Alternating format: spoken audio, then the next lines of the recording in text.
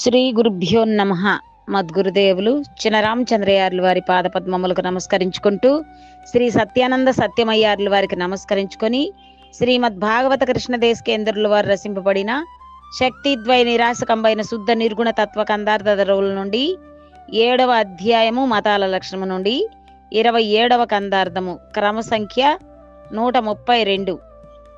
ప్రొద్దున నిద్దుర మేల్కని వద్దికి ఏ తెంచి గురుని వక్తృజనితమౌ శుద్ధులు మ్రొక్కి వినుము ఏ ప్రొద్దిది బహు మొద్దు సుమ్మి పుట్టినందులకు గురు చరణము పట్టినందులకు నిద్దమౌ భక్తి చే నీవిట్లు చేసితే దిద్ది తీరిసి బోధ తెరవు చూపును నీవు పొట్టినందులకు గురు చరణము పట్టినందులకు.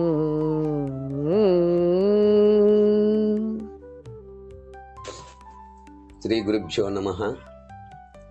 మద్గురుదేవులు శ్రీ శ్రీ పరమానంద శంకర నారాయణ స్వామి వారి పాదపద్మములకు నమస్కరించుకుంటూ, శ్రీమద్ భాగవత కృష్ణదేశకేంద్ర ప్రభువులచే విరచితంబైన శక్తిద్వయ నిరాశకంబైన శుద్ధ నిర్గుణ తత్వ కందార్థ ధరువులు.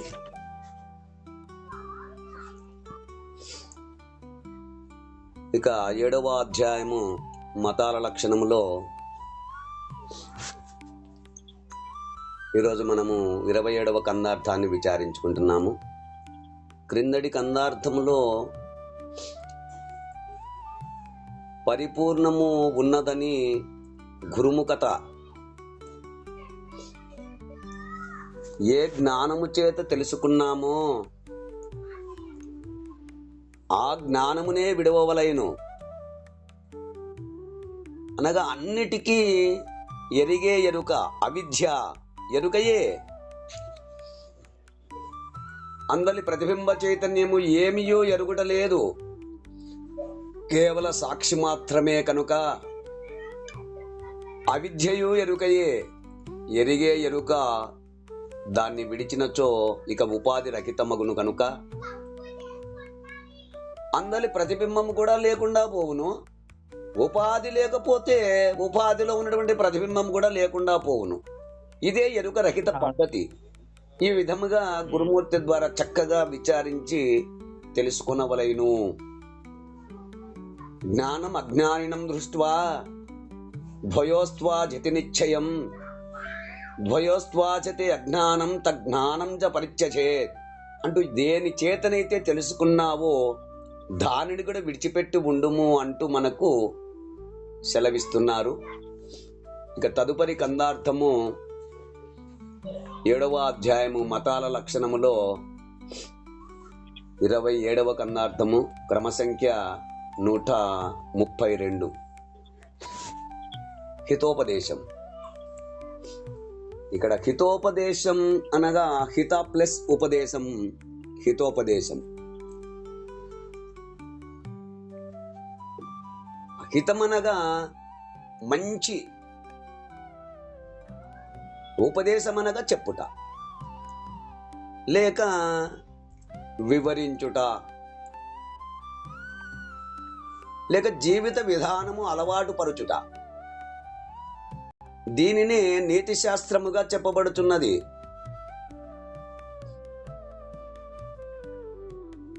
సమాజములో ఒక వ్యక్తిని గూర్చి మంచి కోరేవారు ఎవరుంటారు?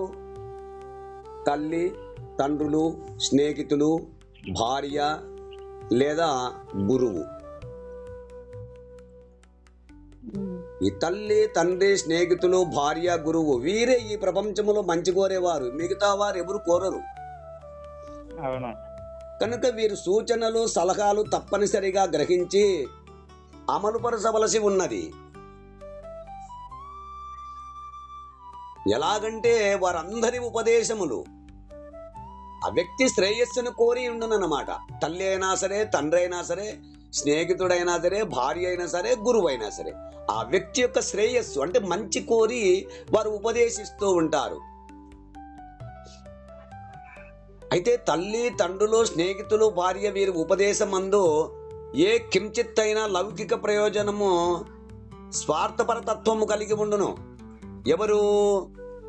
తల్లి గాని, తండ్రి గాని, స్నేహితుడు గాని, భార్య గాని వారు చేసే ఉపదేశమందు కొద్దిగైనా అలౌకిక ప్రయోజనంలో స్వార్థపరతత్వం ఉంటుంది.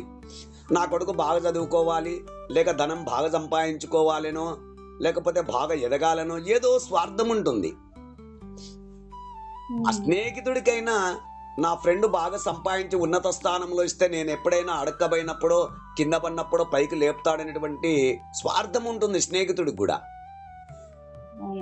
భార్య కూడా నా భర్త బాగా మంచి ఉద్యోగం చేసి బాగా డబ్బు సంపాదిస్తే నేను బంగారు ఇంకా అవి ఇవి కొనుక్కుంటాను, మంచి బట్టలు కట్టుకుంటాను, మంచి బంగారు పెట్టుకుంటాను, మంచి కార్లు తిరుగుతాను, విమానంలో, ఏదో కొంత స్వార్థం ఉంటుంది. తల్లి అయినా, తండ్రి అయినా, స్నేహితుడైనా, భార్య అయినా లౌకిక ప్రయోజనము, స్వార్థపరతత్వం కలిగి ఉంటుంది. కానీ గురువు ఉపదేశమునందు దానిని పాటించబడుట, పాటించబడకపోవుట అను ఈ రెండంశముల యందు ఆ వ్యక్తి ప్రయోజనమే ఉండును గాని గురునికి ఎట్టి లబ్ధి ఉండజాలదు. ఏ లాభం ఉండదు గురువుకు. ఆ గురువు దగ్గరికి పోయినటువంటి ఒక శిష్యుడు వ్యక్తి అంటే శిష్యుడు ఏ శిష్యుడైతే పోతాడో ఆ రెండు అంశములు అంటే ఆ గురుదేవుడు ఉపదేశించిన పద్ధతిని నేను పాటించాలా, పాటించకపోవడమా, ఈ రెండు అంశముల యందు అక్కడ గురువు దగ్గరికి పోయినటువంటి ఒక వ్యక్తి యొక్క ప్రయోజనమును బట్టి ఉంటుంది. వాడికి లాభమా లేదా అని. గురునికి ఎటువంటి లబ్ధి ఉండదు, ఏ లాభము ఉండదు. ఆ సాంప్రదాయమునందు గురువాక్యము యథాతథగా జీవించవలసి ఉన్నది.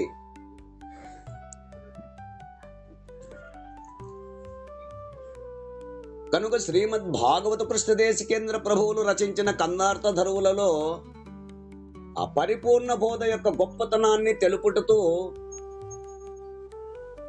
అందుకని ఆ కందార్థముల యొక్క పరిపూర్ణ బోధ యొక్క గొప్పతనాన్ని తెలుపుతూ ఆ 26వ కందార్థములో అనుకుంటా, ఆ పదుగురు నిన్ను చూచి బలి శభాసి త్రోవ ఎదురు లేదు ఇదిగో నే చేసేదా అనేటట్లు ఆ శిష్యుని తీర్చిదిద్దుతానని ఆ గురువు చేత శ్రీకృష్ణ దేశికేంద్రుల వారు ప్రతిజ్ఞ చేసి ఉన్నారు.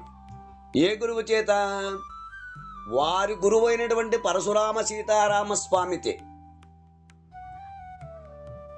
నన్ను ఎవరైతే ఆశ్రయించి వస్తారో నేను ఏ స్వార్థము లేకుండా యథాతథాగా మీరు ఏ బోధనైతే నాకు తెలియచేశారో తద్విధంగా మీరు చెప్పినట్లుగా యథాతథగా నేను వాడికి బోధ చేసి నన్ను జీవిత విధానంలో ఏ విధంగా నడుచుకోవాలో పద్ధతిగా నేర్పారో, ఏ విధంగా పదుగురును చూచి బలి శభాసను తట్లుగా చేశారో ఆ పరిపూర్ణము ఎరుకలను రెండింటిని తెలిపి ఆ పరిపూర్ణ బోధ యొక్క గొప్పతనాన్ని నాకు ఏ విధంగా మీరు తెలియచేశారో తద్విధంగానే నన్ను ఆశ్రయించి వచ్చినటువంటి యొక్క శిష్యుని కూడా ఆ విధంగా నేను తెలియచేసేదను యథాతథముగా గురువాక్యమును అంటూ ఆ గురుదేవునితే ఆయన ప్రతిజ్ఞ చేసి ఉన్నారు. ఎవరు? కృష్ణదేశికేంద్రుడు వారు. వారు గురువు గారిచే అంటే పరశురామ సీతారామ స్వామి వారిచే. ఇదే రాజయోగి ధర్మమునందు ఆ భుక్తి ముక్తి అను రెండు ప్రక్రియలు అవి ముఖ్యంగా చెప్పబడుతున్నాయి. ఎందుకు ఈ రాజయోగ ధర్మమునందు ప్రవేశం చెయ్యాలి అంటే భుక్తి ఉండాలి మొదట. అంటే భోజనానికి కానీ, అంటే తినడానికి కానీ, కట్టుకోవడానికి కానీ, తిరిగే తందుకు కానీ ఏ లోపము లేకుండా ఉండాలి. ఇక భుక్తికి లోపము లేకుండా అంటే తినడానికి, బట్ట కట్టుకోవడానికి, తిరగడానికి ఏ లోపము లేకుండా ఉంటే అటువంటి వారు మాత్రమే ముక్తి అనేటువంటి ప్రక్రియకు ముందుకొస్తారు. నేను ముక్తిని లభించుకోవాలంటే ఏం చేయాలి? నేను అనగానెవరు, ఆ పరబ్రహ్మం అనగానెవరు తెలుసుకోవాలనేటువంటి జిజ్ఞాస కలుగుతుంది. కనుక తినడానికి లేకుంటే, భుక్తికే లేకపోతే వాడు గురువు దగ్గర వచ్చి ఈ ప్రబోధన ఎప్పుడు వింటాడు? వినడానికి సాధ్యం కాదు. భుక్తికి లేని వాడు ఈ పరిపూర్ణ బోధ రాజయోగ మార్గం దగ్గర నిలబడలేడు. కనుక ఆ భుక్తి ఉన్నటువంటి వాడు, ముక్తి అను రెండు ప్రక్రియలు ముఖ్యంగా చెప్పబడుతున్నాయి ఇక్కడ. కనుక గురుపదిష్ట మార్గమునందు తాను గ్రహించిన భావమును ఆ జీవితంలో ఆ నడక ద్వారా ప్రవేశపెట్టిన అనుకూల ప్రతికూల సంఘటనలను ఎదుర్కొంటూ ఆ సమత్వ బుద్ధి పూని తాను పొందిన భావమునకు అనువుగా ఆదర్శవంతముగా జీవితం గడపవలసి ఉన్నదంటూ ఆ విన్న ప్రబోధకి అనువుగా జీవితంలో మార్పును కోరుకుంటూ, నేను గురువు దగ్గరికి రాకమును పెట్లున్నాను, గురువు దగ్గరికి వచ్చిన తర్వాత నేను ఏమిగా ఉన్నాను అనేటువంటి ఆ విన్న ప్రబోధకి అనువుగా ఆ జీవితంలో మార్పును కోరుకుంటూ, ఎప్పటికప్పుడు మార్పును కోరుకుంటూ తన్ను తాను సర్దిద్దుకుంటూ, అంటే రామకృష్ణ పరమహంస ఏం చేశాడంట అంటే, నాకు అహంకారం పోయిందా ఇంకా ఉందా నేను ఎట్ట తెలుసుకోవాలా అని చెప్పని ఒక పిడికెడి జొన్న గింజలు తీసుకొని ఆ పెన్నం బాగా వేయించిన తర్వాత ఆ పెన్నంలో పోసేవాడట. అప్పుడు ఒక్కొక్కటి అది ఏం చేసేదంటే మచ్చ కూడా తగలకుండా పువ్వులాగా బాగా ఆ పువ్వు అయ్యి ఆ ఎగిరిపై కింద పడేది.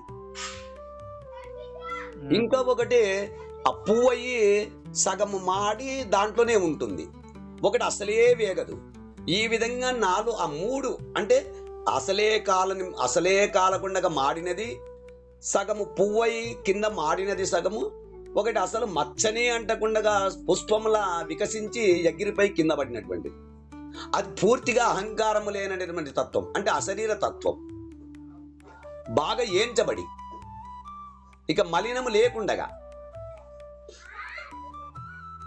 అట్లు మార్పును కోరుకుంటూ తన్ను తాను సరిదిద్దుకుంటూ ఆ బోధచే పేర్కొనబడిన స్థితి యందు ఆరూఢత పొందవలసి అవసరము ఎంతైనా ఉన్నది. ఇట్టి అంశములను ఆ గ్రంథకర్త గారు పలు దృష్టాంతముల ద్వారా మనకు ఈ కందార్థాలను అందిస్తున్నారు. ఇక తదుపరి 7వ అధ్యాయము మతాల లక్షణములో 27వ కన్నార్థము, క్రమసంఖ్య 132, హితోపదేశము. ప్రొద్దున నిద్ధురమేల్కని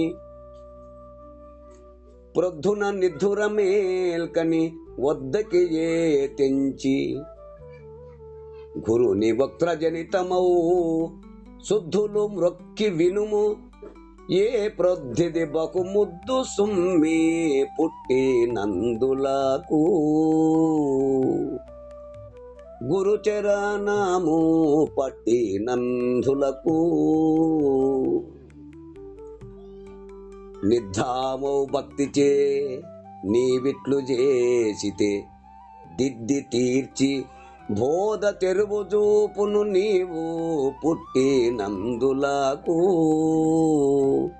గురుచరణము పట్టి నందులకు. శిష్య, గురుదేవా, అప్రొద్దున నిద్ధుర మేల్కని అంటే ఆ సూర్యోదయానికి పూర్వమే అనిద్రావస్థ నుండి జాగ్రత్తావస్థలోకి ప్రవేశించి, అంటే ప్రతిరోజు ఆ ప్రాతకాలముననే లేచి వద్దకి ఏ తెంచి, ఆ వద్దకి ఏ తెంచి అనగానేమిటి అంటే అతి దగ్గరగా, అంటే సమీపించి. ఎక్కడ సమీపించే అనగా గురు సాన్నిధ్యమునకు అనుకూలముగా వచ్చి,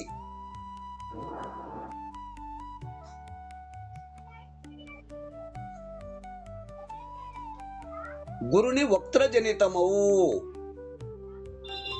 శుద్ధులు మ్రొక్కి వినుము,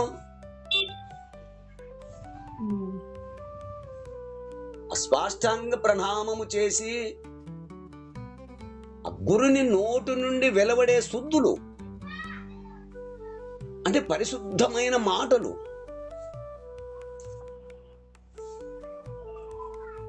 ఆ ప్రబోధకు సంబంధించిన అంశములు వినుము, గ్రహించుము.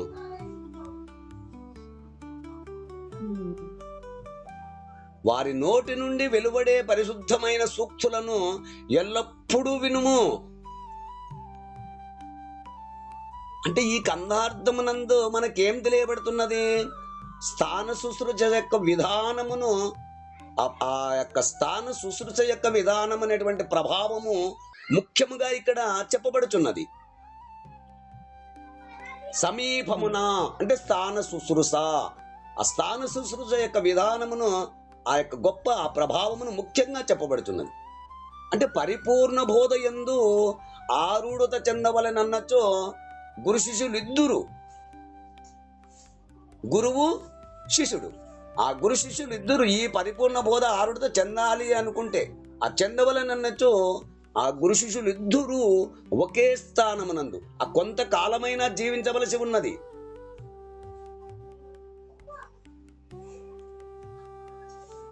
ఒకే స్థానమందు కలిసి కొంతకాలమైన జీవించవలసి ఉన్నది. అప్పుడు ఆ శిష్యునికి తాను నేర్పవలసిన బోధకు అనువుగా మనసు యొక్క స్థితిగతులు అంచనా వేసుకొని ఆ లోపములు సరిదిద్ది ఆ బోధ యందు ఆరుడత చెందుటకు వీలుగా తన వంతు సహకారము గురువు ఆ శిష్యునికి చేకూర్చగలుగుటకు వీలగును.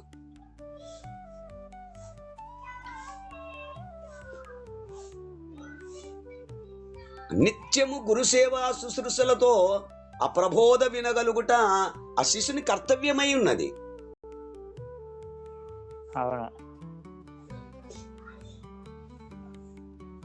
గురు సందర్శనము అంటే ప్రబోధ వినుటకు ముందుగా తద్విద్య ప్రణిపాతేన పరిప్రశ్నేన సేవయా ఉపదేక్షంతి తే జ్ఞానం జ్ఞానినా తత్వదర్శన అన్నట్లుగా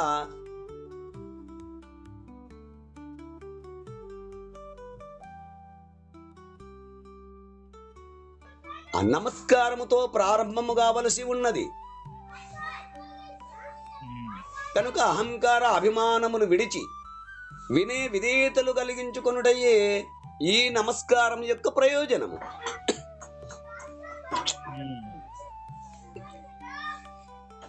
ఈ విధానములో ఈ కందార్థమునందు శిష్యుడు పాటించవలసిన విధానము గురు ప్రబోధయందలి సామర్థ్యమును 2 అంశములో స్పష్టముగా చెప్పబడుచున్నవి.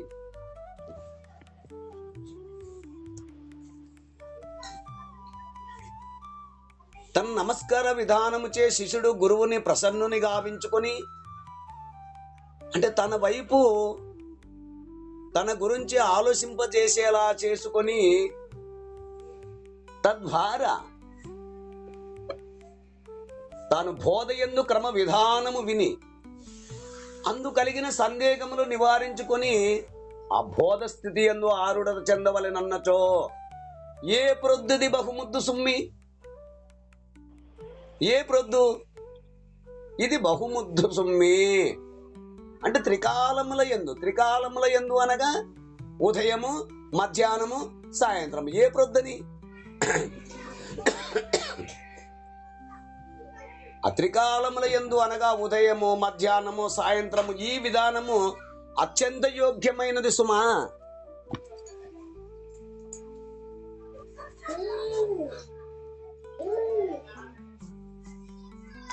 అంటే గురు ప్రబోధ అత్యంత ఆవశ్యకమై ఉన్నది. పదే పదే విన్నా గాని ఈ స్థితి ఆరుఢమగుటకు దుర్లభము.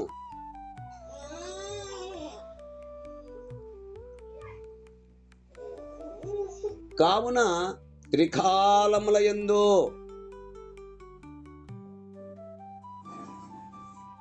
ఆ గురు సాక్షాత్ పరబ్రహ్మను భావముతో అత్యంత భక్తి శ్రద్ధలతో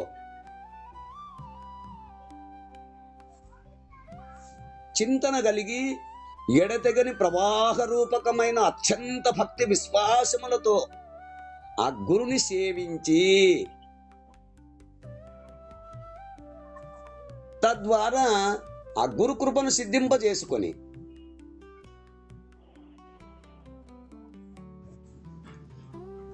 ఆ బోధయందు హారుడత చెందగలుగు విధానము ఈ కందార్థము ద్వారా సూచింపబడుచున్నది. పుట్టినందులకు గురుచరణము పట్టినందులకు. 84 లక్షల జీవరాశులలో ఉన్నతమైన మానవోపాధికి వచ్చినందుకు, పుట్టినందులకు. ఎక్కడ పుట్టావు? 84 లక్షల జీవరాశులలో ఉన్నతమైన మానవోపాధికి వచ్చినందుకు, అపూర్వజన్మ పుణ్య విశేషముచే.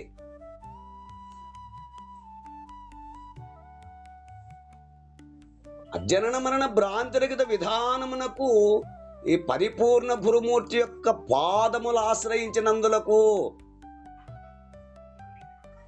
ఆ బోధ దృఢీకరణ కొరకు పాటించవలసిన అత్యంత ముఖ్యమైన అంశముగా పాటించవలసి ఉన్నది.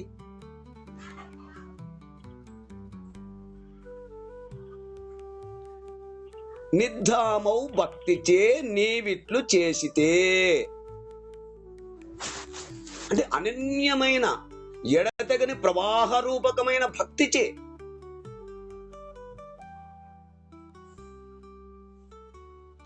ఈ విధముగా నీవు పాటిస్తే దిద్ది తీర్చి బోధ తెరువు చూపును. ఈ విధానము ద్వారా బోధయందు నీకు కలిగిన భావములు సవరించి, అందులో నీకు కలిగిన సందేహములు, ఆ సందేహ నివారణ స్థితి ద్వారా ఆరూఢత చెందుట అను హంసములు, అట్టి హంసముల యందు గట్టితనము కలిగించుచు ఆరూఢతను సిద్ధింపజేయును అంటూ మనకు ఈ కందార్థము ద్వారా వివరణను అందిస్తున్నారు. ఈ కందార్థ భావాన్ని మీరు కూడా అందుకుంటారని కోరుకుంటూ, జై గురుదేవా. జై గురుదేవ. జై గురుదేవ. జై గురుదేవ. జై గురుదేవ.